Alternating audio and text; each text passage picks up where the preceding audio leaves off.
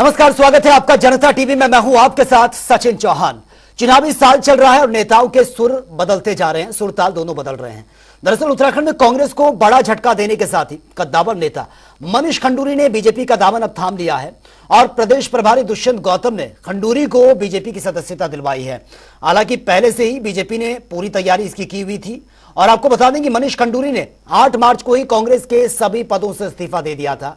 राजनीतिक समीकरण की अगर बात की जाए तो खंडूरी ने साल 2019 में कांग्रेस से पौड़ी गढ़वाल सीट पर चुनाव वो लड़ चुके हैं। ऐसे में मिशन 2024 को लेकर बीजेपी पूरी तरह से तैयार नजर आ रही है और आपको बता दें कि 5 से 3 लोकसभा सीटों पर उम्मीदवारों की यह घोषणा भी कर दी गई है। 5 सीटों में से 3 की और 2 अभी बाकी हैं। फिलहाल 2 सीटों को लेकर सस्पेंस बरकरार है, लेकिन कांग्रेस में अभी भी लोकसभा कैंडिडेट्स को लेकर मंथन जारी है। कहते हैं कि दूध का जला छाछ भी फूंक फूंक कर पीता है। कुछ ऐसा ही कांग्रेस के साथ है और कुछ यही हाल इस वक्त पार्टी के अंदर चल भी रहा है। 2 लोकसभा चुनाव में बैक टू बैक हार के बाद कांग्रेस फूंक फूंक कर इसमें कदम रखती भी नजर आ रही है।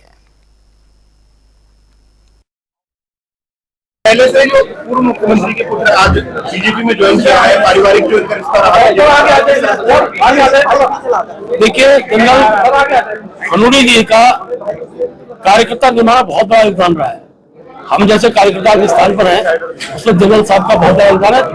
इस प्रदेश के विकास में जनरल साहब के योगदान को भुलाया नहीं जा सकता है और हमें बहुत खुशी है कि मनीष जी अपने परिवार में, मैं आज भी कह रहा हूँ, अपने परिवार में आप आए और आपका जो कार्य क्षेत्र है वो व्यापक है। पौड़ी गढ़वाल से आप लोकसभा का चुनाव लड़ रहे हैं और मैं जानता हूं उस समय में भी आपने गांव गांव छान मारा और बड़ी संख्या में आपके साथ अनेकों लोग जुड़े। देखिए, मैं धन्यवाद देता हूं मुख्यमंत्री जी को, महेंद्र भट्ट जी को, गौतम जी को कि और सारे भारतीय जनता पार्टी के कार्यकर्ता और नेतागण को कि उन्होंने मुझे सदस्यता दी है। जो मेरे कारण थे वो बड़े साफ है। मैं अपने निजी स्वार्थ के लिए भारतीय जनता पार्टी में नहीं आया हूँ। मेरी कोई टिकट की मांग नहीं है, मेरी कोई पद की मांग नहीं है। मैं सिर्फ काम करने आया हूँ और मेरा ये मानना है कि आज की परिस्थितियों में भारतीय जनता पार्टी एक ही पार्टी है जो इस देश को, इस प्रांत को आगे ले जा सकती है। ये हकीकत है और नरेंद्र मोदी जी के नेतृत्व में आगे ले जा सकती है। आजकल मौसम चल रहा है एक दामन छोड़कर दूसरा दामन पकड़ने का, तो इसमें कोई आश्चर्य की बात नहीं है। उन्होंने दामन पकड़ा है बीजेपी का। वो ज्यादा बेहतर बता सकते हैं कि कांग्रेस छोड़ करके भारतीय जनता पार्टी में उनको ऐसा क्या दिखा जिस भारतीय जनता पार्टी के राज में अंकिता भंडारी पर वो पूरी गढ़वाल की पदयात्रा कर रहे थे। उन्होंने कई 100 किलोमीटर अंकिता भंडारी को न्याय दिलाने के लिए पदयात्रा करी। कोटद्वार में पदयात्रा करी, पौड़ी में पदयात्रा करी, लेस्डॉन में पदयात्रा करी, श्रीनगर में पदयात्रा करी। उनका सवाल था कि वो वीवीआईपी कौन है, जो वीवीआईपी जिसके लिए अंकिता भंडारी को बाध्य किया जा रहा था वेश्यावृत्ति में जाने के लिए, और जब वो तैयार नहीं हुई तो उसकी हत्या कर दी गई। तो ये सवाल बहुत पुरजोर तरीके से मनीष खंडूरी जी ने पूरे गढ़वाल में, देहरादून में, कई बार प्रेस कॉन्फ्रेंसेस में, कई बार अपने कार्यक्रमों में उन्होंने ये सवाल उठाया। तो इन्हीं तमाम मुद्दों पर आज विस्तार से चर्चा भी करेंगे। मनीष खंडूरी के जो सुरताल बदले हैं इसको भी हम समझेंगे, जानेंगे और साथ ही जो लोकसभा चुनाव बेहद नजदीक हैं। बीजेपी ने भले ही अपनी लिस्ट जारी कर दी है, 2 पर सस्पेंस बरकरार है, लेकिन 3 सीटों पर प्रत्याशी मैदान में उतार दिए कांग्रेस की तरफ से। अभी तक सारी चीजें जो हैं वो जस की तस बनी हुई है। इस पर चर्चा करेंगे। कुछ खास मेहमान हमारे साथ बने हुए हैं। संजीव वर्मा प्रदेश सह प्रभारी इस वक्त सीधा हमारे साथ लाइव बने हुए हैं। सर, स्वागत है आपका। आशीष नौटियाल प्रदेश प्रवक्ता है कांग्रेस के। आशीष जी, आपका भी बहुत बहुत स्वागत है जनता टीवी में। अनिल थपलियाल केंद्रीय मीडिया प्रभारी है यूकेडी के। अनिल जी, आपका भी बहुत बहुत स्वागत है जनता टीवी में। सबसे पहले शुरुआत आशीष नौटियाल जी मैं आपसे करना चाहूंगा। आज 2 चीजों पर हम चर्चा कर रहे हैं। एक तो लोकसभा में प्रत्याशियों के नामों की जो लिस्ट है बीजेपी की तरफ से आ गई, कांग्रेस की तरफ से अब तक कोई नाम को लेकर अंदर खाने चर्चा चल रही है या नहीं चल रही वो बेहतर आप जान सकते हैं, लेकिन अब तक कोई नाम डिक्लेयर नहीं हुआ। दूसरा, मनीष खंडूरी को लेकर बहुत सवाल खड़े हो रहे हैं। उनका जो बयान सामने आया वो थोड़ा समझ से परे है। वो कह रहे हैं राहुल गांधी वैसे बहुत अच्छे हैं लेकिन नेतृत्व को स्ट्रांग करने की क्षमता प्रधानमंत्री नरेंद्र मोदी में, यही वजह है कि उनका मन करा वो आप कांग्रेस को छोड़कर बीजेपी में आ गए। देखिए, आपने जो जहाँ तक अपने प्रत्याशी की बात करी, तो मैं आपको बताना चाहूंगा, बहुत जल्द हमारी स्क्रीनिंग कमेटी की बैठक चल रही है, कल से फिर बैठक है, और बहुत जल्दी हमारे प्रत्याशियों के नाम सामने आएंगे। ठीक है, ठीक है आशीष जी, इस पर हम बाद में चर्चा करेंगे। सबसे पहले मनीष खंडूरी का टॉपिक ले लेते हैं, क्योंकि वो बहुत एक्टिव नजर आ रहे थे कांग्रेस में, और कांग्रेस के तमाम दिग्गज कह रहे हैं कि हमें तो पता ही नहीं चला। अगर उनको दिक्कत थी तो उनको पार्टी फोरम में अपनी बात रखनी चाहिए थी। वो पोस्ट करते हैं, पोस्ट के बाद वो सीधा हाथ खड़े कर देते हैं, बीजेपी का हाथ छोड़कर, कांग्रेस का हाथ छोड़कर बीजेपी में शामिल हो जाते हैं, और वाहवाही उनकी हो रही थी पहले काम को लेकर। एकदम से ऐसा क्या हुआ कि उन्होंने कांग्रेस को टाटा कर दिया, बीजेपी में चले गए? देखिए, मनीष खंडूरी जी के अंदर बहुत पीड़ा थी कि अंकिता हत्याकांड में वीआईपी का नाम कैसे पता लगेगा। अच्छा। और उन्हें शायद लगा होगा कांग्रेस में रहते हुए पता नहीं कर पाएंगे, तो बीजेपी में तो डायरेक्ट आमना सामना रोज होता है, डायरेक्ट पूछ लेंगे क्या नाम था यार, बता दे, उस लड़की को न्याय मिल जाएगा। उसका उनकी भावनाएं कुछ इस प्रकार की हो, और उन्होंने जैसे कि अभी आपने अपने चैनल के माध्यम से बताया, उन्होंने कहा कि मुख्य प्रधानमंत्री नेतृत्व की क्षमता है, तो क्षमता तो आज से थोड़ी थी, वो तो पिछले 10 सालों से है। तो ये बात मनीष खंडूरी जी की आज अचानक जब चुनाव नजदीक आए तो समझ में आई कि नेतृत्व की क्षमता उन पर है। यहाँ आज से 5 साल पहले जब वो कांग्रेस पार्टी उन्होंने ज्वाइन करी थी, तो उन्होंने ये बोला था कि मैं कांग्रेस पार्टी की से प्रेरित होकर, उनके आइडियोलॉजी से प्रेरित होकर कांग्रेस पार्टी में आया हूँ, नहीं तो मेरा परिवार तो भाजपा में ही है। लेकिन उन्हें कांग्रेस की आइडियोलॉजी बहुत अच्छी लगी।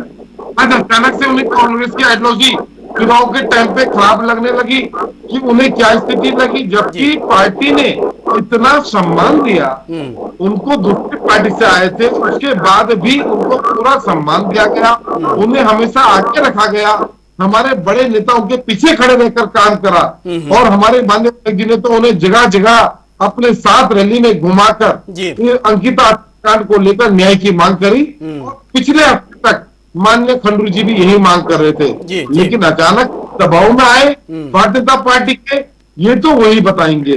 लेकिन कांग्रेस पार्टी से जाने के बाद आशीष जी आपके पास में आऊंगा। संजीव वर्मा भी हमारे साथ बने हुए हैं। संजीव वर्मा जी, जिस तरह से आशीष नौटियाल कह रहे हैं कि वो बीजेपी में इसलिए शामिल हुए हैं ताकि वो पता लगा सके अंकिता भंडारी हत्याकांड को लेकर जो लगातार विपक्ष सवाल उठा रहा है उसके बारे में, यानी कि वो जासूसी करने के लिए आ रहे हैं। हालांकि उनका जो बयान है वो बड़ा अजीब सा था। राहुल गांधी को वो बता रहे हैं कि वो काफी अच्छे हैं, लेकिन नेतृत्व की जो क्षमता है, स्ट्रांगली तरीके से जो हैंडल कर सकते हैं, वो प्रधानमंत्री नरेंद्र मोदी है। सचिन जी, देखिए, कांग्रेस में आज भगदड़ मची हुई है, ये किसी से छुपा नहीं है। और क्या इनका इंडी गठबंधन हो या इनकी अपने पार्टी के अंदर जो अंतर चल है, लगातार सबको दिखाई दे रही है, किससे छुपी हुई नहीं है। और ढूंढे से भी इनको 5 उम्मीदवार लोकसभा के लिए नहीं दिखाई दे रहे हैं, नहीं मिल रहे हैं।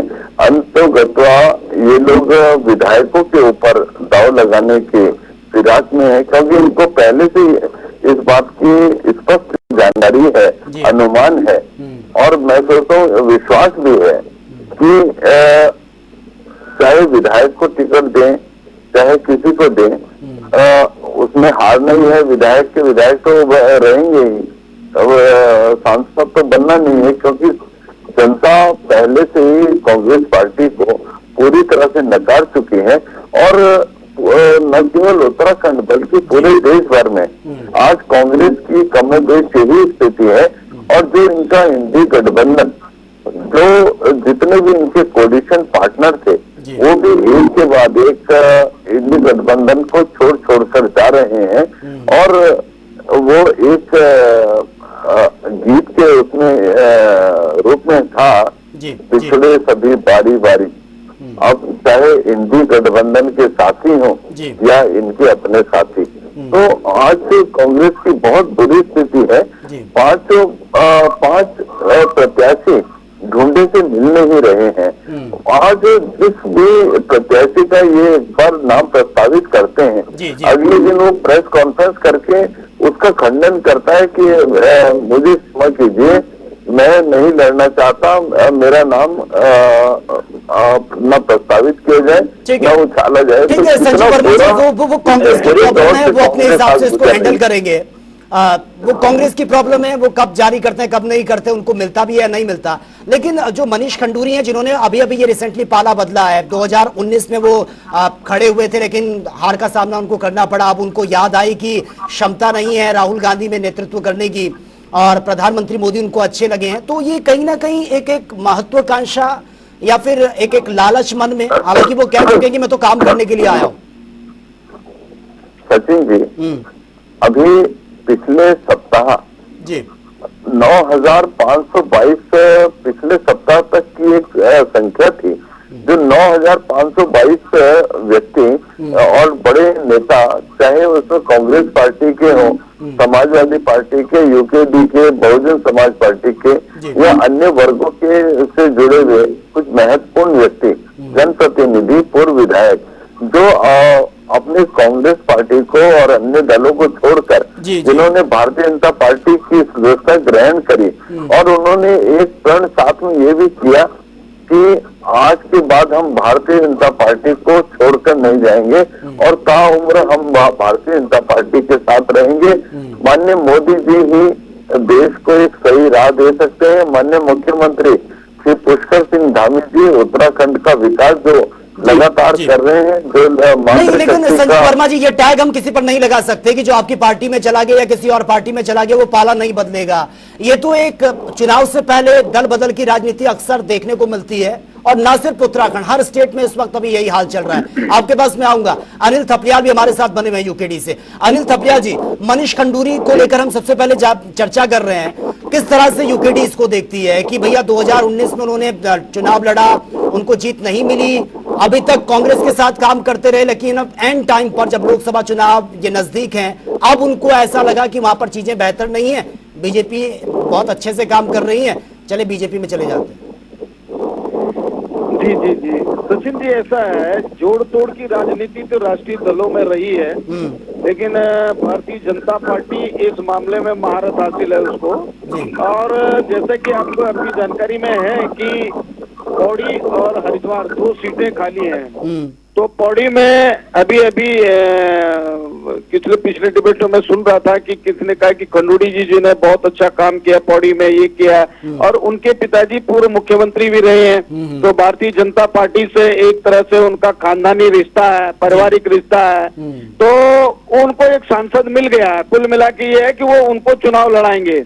जोड़ना ये बात की बात है, लेकिन ये तय हो चुका है कि मनीष खंडूरी जी पौड़ी से प्रत्याशी रहेंगे, ये हम आज कह रहे हैं और ये निश्चित तौर पे है, क्योंकि उनके लिए उनके पास भी पौड़ी गढ़वाल और इसके लिए कोई प्रत्याशी नहीं था। कारण गढ़वाल में 3 आपदाएं बहुत जबरदस्त रही हैं, वहां का प्रत्याशी इनके पास था नहीं, जोशीमठ आपदा और नमामि गंगे का, तो लोग प्रश्न पूछते क्योंकि इनके पास कुछ था नहीं, मुद्दे तो है नहीं।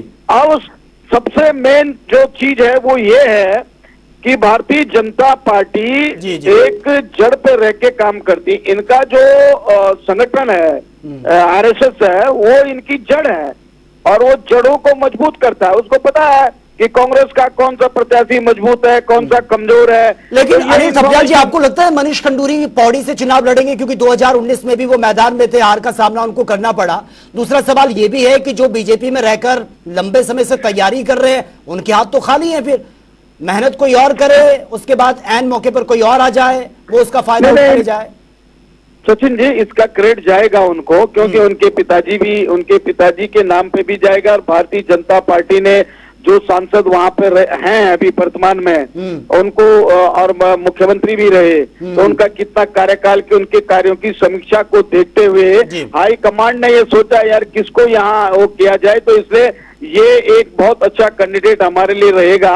ऐसा नहीं है कि कौन अच्छे दल में अच्छे उसमें प्रवेश करना कौन नहीं चाहता है। ठीक है, लेकिन अनिल जी आपके पास में आऊंगा, आप यूकेडी की तरफ से हैं, लेकिन बीजेपी के बारे में अंदर की चीजें आपको मुझे लगता है बहुत स्ट्रांगली पता है। संजीव वर्मा भी हमारे साथ बने हैं। आशीष जी आपके पास में आऊंगा, लेकिन सबसे पहले का भी असर है, जी जी, शीर्ष नेतृत्व का भी असर है, क्योंकि बीजेपी का शीर्ष नेतृत्व में जरा बहुत बड़ा अंतर है और इसमें अपना कांग्रेस का शीर्ष नेतृत्व, इन दोनों को अगर कंपैरिजन करें तो जमीन आसमान का फर्क। ठीक है, ठीक है, अब आपने अपने विचार रखे हैं, संजीव वर्मा बेहतर बता सकते हैं। संजीव जी, जिस तरह से बात रखी है अनिल थपलियाल ने, वो कह रहे हैं कि पौड़ी से उनको पहले से ही बातचीत चल रही थी, बीजेपी के उनकी जो पूरा फैमिली बैकग्राउंड है वो काफी स्ट्रांग भी है, क्योंकि पूर्व मुख्यमंत्री के वो बेटे हैं, उनकी बहन रितु खंडूरी वो भी बीजेपी से आती है, तो उनकी पक्का उनको माना जा रहा है कि पौड़ी गढ़वाल से उनको ही टिकट मिलेगा। कितना दम है इसमें? सचिन जी, पहले तो अनिल थपलियाल जी को स्वयं ये बताना चाहिए कि इनके पास बहुत बड़ी बड़ी बातें करते हैं ये यूपीडी वाले, इनके पास अपने 5 प्रत्याशी है भी या नहीं है जो दूसरों के लिए तुमसे ज्यादा कहने करता है, हमारे पास पैसा नहीं है, यूपीडी अपना काम कर रहे हैं। वर्मा जी, आपको अपने दल की चिंता करनी चाहिए। भारतीय जनता पार्टी किसको लड़ाएगी किसको नहीं लड़ाएगी, ये चिंता आप भारतीय जनता पार्टी के ऊपर छोड़ दीजिए, और ये निर्णय करने का काम भारतीय जनता पार्टी शीर्ष नेतृत्व का है, न मेरा है, न आपका है, और न किसी का है। और भारतीय जनता पार्टी के पाले में पांचों सीट उत्तराखंड की पहले से भी रही है, और आने वाले जो समय में अभी कुछ ही समय के बाद जो चुनाव होने जा रहा है, एक बड़े अंतर के साथ भारतीय जनता पार्टी 5 सीटों को रिगेन करेगी, और जो हमने लक्ष्य रखा है 5 सीटों को 5 लाख से अधिक मतों के अंतर से जीतना, तो हम अपने लक्ष्य में को पूरी तरह से अचीव करेंगे। और कांग्रेस पार्टी जो लगातार कभी जाति की बात करती है, कभी तुष्टीकरण की बात करती है, मुद्दा इनके पास कोई है नहीं। क्या मुद्दा लेकर ये जनता के बीच जाएंगे, इनको पहले तो ठीक है। संजीव वर्मा जी पूछ लेते हैं, आशीष जी इस वक्त हमारे साथ बने हुए हैं ना। आशीष जी, कोई विजन आपके पास नहीं है, कोई मुद्दा नहीं है, अभी तक नामों का ऐलान तक नहीं हुआ, इतनी देरी क्यों? और जिस तरह से अब तो जो स्ट्रांग लीडर थे आपकी पार्टी के मनीष खंडूरी, उन्होंने भी साथ छोड़ दिया। देखिए, आपको क्या लगता है पार्टी मनीष खंडूरी जी की वजह से ही चल पा रही थी?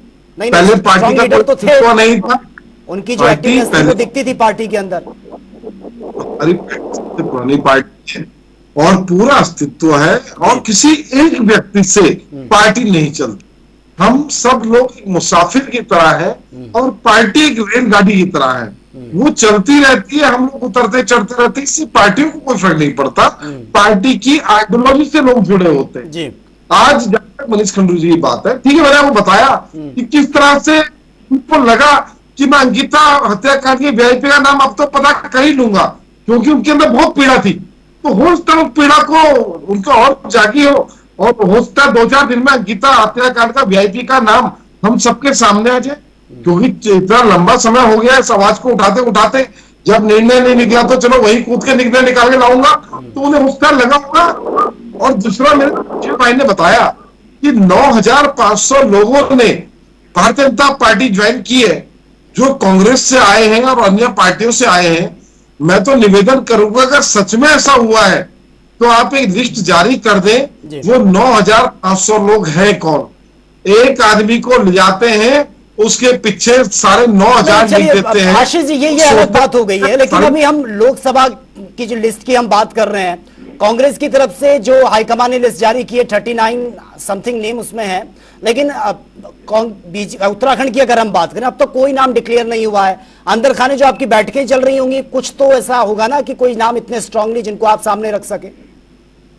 देखिए, निश्चित ही अभी संजीव भाई ने ही बताया था हमें कि हम प्रत्याशी तय नहीं कर पा रहे हैं, क्योंकि हम पे प्रत्याशी है ही नहीं, इन्होंने बताया। तो आप भी अपने 2 प्रत्याशी तय नहीं कर पाए, क्या आप पे प्रत्याशी नहीं है या ज्यादा प्रत्याशी है? हमारे पास प्रत्याशी ज्यादा है, ना कि आप ये जो गलत फहमी पाल के बैठे हैं कि हमारे पास प्रत्याशी नहीं है। तो इस बात को भूल जाओ, हमारे पास हर लोकसभा सीट पर प्रत्याशी है। लेकिन 3 नाम तो डिक्लेयर कर देना उन्होंने, 2 हैं, 2 पे सस्पेंस है, वो भी जल्दी खत्म हो जाएगा। आवाज नहीं आई मुझे। 3 नाम तो डिक्लेयर कर दिए हैं बीजेपी ने, 2 पर सस्पेंस है, वो भी बहुत जल्दी नाम सामने आ जाएंगे। आपकी तरफ से तो एक भी नाम अब तक नहीं है। बीजेपी ने जैसे 3 किए, हम भी 3 करें, फिर वो 2 करेंगे तो हम भी 2 करेंगे। हम अपनी रणनीति चलेंगे, ये अपनी रणनीति चलेंगे। और निश्चित चुनाव से पहले प्रत्याशी भी का नाम भी आएगा, प्रत्याशी चुनाव भी लड़ेगा और प्रत्याशी चुनाव जीतेगा भी। क्योंकि भारतीय जनता पार्टी ने जिस तरह तानाशाही मचाई है, आज पढ़ा लिखा आदमी इस बात को समझने लगा है कि आखिर ऐसा हो क्यों रहा है कि बन बनी सरकारें गिर जाती है, लोग पार्टियों को छोड़ के भाजपा ज्वाइन करते हैं और 10 साल के अंदर भारतीय जनता पार्टी को 6,500 करोड़ चंदा मिला। इसका कारण जनता जानना चाहेगी। और स्टेट बैंक को भी जिस तरह से आपने चुप कराने की कोशिश की है कि इन नामों को चुनाव से पहले बता मत देना, नहीं तो हम बेनकाब हो जाएंगे, तो ये सब जालसाजी जनता देखेगी, समझेगी। और चुनाव आयुक्त ने जिस तरह से पद से इस्तीफा दिया, इससे साफ जाहिर होता है कि भारतीय जनता पार्टी का उनके ऊपर प्रेशर था कि आप इस तरह गड़बड़ करें और हमें चुनाव जिताएं। और उनको डर ये था कि अगर मैंने चुनाव जिता दूंगा और उसके बाद चंडीगढ़ जैसा काम हुआ, इस प्रकार चंडीगढ़ में उस अधिकारी को निकाल दिया गया और वो जेल में, कहीं ऐसा ना हो मुझे जेल की हवा खानी पड़े, इससे बढ़िया मैं इस्तीफा दे देता हूं, ज्यादा बढ़िया ये रहेगा। जनता इस चीज को भी देखेगी और समझेगी। ठीक है, ठीक है। अनिल जी, आपसे फाइनल कमेंट में देना चाहूंगा क्योंकि समय का अभाव है, अपनी बात रखिए आप। नहीं, कुल मिला के जो मैंने अभी कहा है सचिन जी, बात वही है। इनके पास 2 प्रत्याशी घोषित नहीं किए थे, एक प्रत्याशी इनको मिल गया है। जो संजीव वर्मा जी कह रहे थे, ये कौन होते हैं बोलने वाले कि आपके पास प्रत्याशी हैं या नहीं? हमारे प्रत्याशी हैं या नहीं वो हमको पता ना, हमें कहाँ कहाँ उतारना, हम भी तो क्षेत्रीय दल है। इनसे ज्यादा बेसिक नॉलेज हम रखते हैं क्षेत्र की समस्याओं के बारे में। हमें पता हमें कौन सा प्रत्याशी कहाँ उतारना है, किसके कितने कार्यकर्ता हैं, ये बताने की जरूरत नहीं है। रहा सवाल अब जो इनका 5 सीटों पर प्रबल दावेदारी ठोकने का, तो जनता निर्णायक है और जो 14 साल का कार्यकाल वो गिनती में आएगा, समीक्षा करेगी स्थानीय जनता और उसमें वोट देगी और उसमें मतदान करेगी। और यूकेडी अपनी पूरी तैयारी में है, 1-2 दिन में हम अपने घोषणा करने वाले। इन्होंने तो 2-3 की, हम 5 की घोषणा कर रहे हैं जी। तो इनको पता लग जाना चाहिए कि क्षेत्रीय दल भी कहीं ना कहीं हमसे भयभीत है। ठीक है, अब एक और आखिरी सवाल बहुत ही शॉर्टली अनिल जी, ये मेरे जहन में आ रहा है, क्या यूकेडी भी अलायंस का हिस्सा है? नहीं, ऐसा नहीं है। अच्छा, हम किसी से किसी के उसमें नहीं है, हम अपने आप में आप इंडिपेंडेंट हैं। ठीक है, ठीक है। चलिए, बहुत बहुत शुक्रिया आप सभी मेहमानों का डिबेट का हिस्सा बनने के लिए। तो देखिए, चुनावी साल चल रहा है, लेकिन उससे पहले जो दल बदल की राजनीति है वो लगातार जारी है। मनीष खंडूरी ने जिस तरह से कांग्रेस को छोड़कर बीजेपी में वो चले गए, हालांकि उनका जो फैमिली बैकग्राउंड है वो बीजेपी से ही बिलोंग करता है, कोई नई बात इसमें नहीं है। लेकिन अब सवाल कहीं उठ रहे हैं। उनका जो बयान सामने आया, राहुल गांधी को उन्होंने भले ही अच्छा बताया हो, लेकिन नेतृत्व की क्षमता किसमें स्ट्रांग है ये भी उन्होंने क्लियर कर दिया है। कई सवाल उसके बाद से खड़े हो रहे हैं। और जो लोकसभा के उम्मीदवारों की अभी तक लिस्ट कांग्रेस की तरफ से नहीं आई है, हालांकि बीजेपी ने 3 का जो है नाम डिक्लेयर कर दिए, 2 पर अभी भी सस्पेंस बरकरार है। अब देखना होगा कि कांग्रेस की जो लिस्ट सामने आती है, किसको स्ट्रांगली कांग्रेस अपनी तरफ से खड़ा करती है और कहां से किसको टिकट मिलता है, यह देखना भी बड़ा दिलचस्प होगा। तो फिलहाल मेरे साथ इतना है, लेकिन तमाम खबरों के लिए आप बने रहिए जनता टीवी के साथ। नमस्कार।